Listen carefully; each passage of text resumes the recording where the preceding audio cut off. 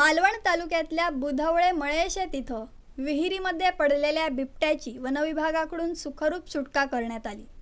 शनिवारी 3 मे रोजी रात्री स्थानिक ग्रामस्थ श्री राजू मुणगेकर व ग्रामपंचायत लिपिक श्री संदीप बुधवळेकर यांनी या संदर्भात परिमंडळ मालवण नियतक्षेत्र कांदळगावमधील मौजे बुधवळे मळेशे तिथल्या विहिरीमध्ये बिबट्या पडल्याची माहिती दिली।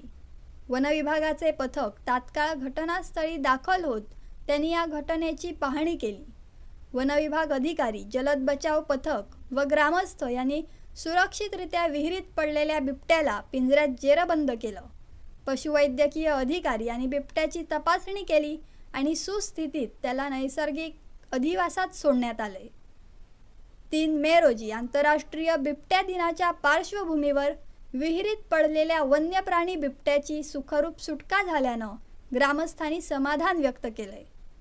वन्य प्राणी बिबट्या हा अन्न साखळीतील महत्त्वाचा घटक असून त्याचं संरक्षण करणं सर्वांचं कर्तव्य आहे।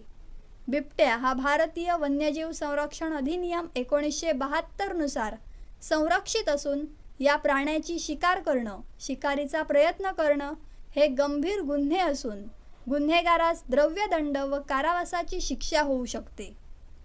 अशा प्रकारच्या घटना निदर्शनास आल्यास तात्काळ वनविभागाशी संपर्क करण्यात यावा असं वनविभागाकडून सांगण्यात आलंय।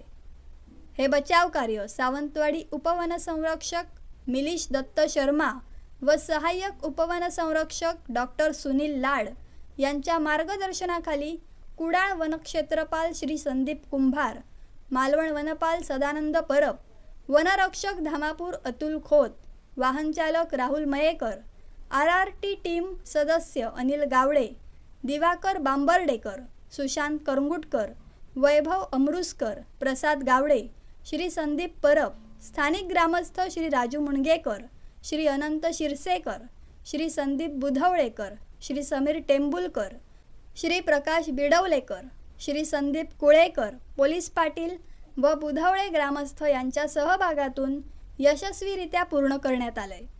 वनविभागानं स्थानिक ग्रामस्थांचे या संदर्भात आभार मानले आहेत। मसुरे प्रतिनिधीसह पोईप प्रतिनिधी, आपली सिंधुनगरी न्यूज ब्युरो।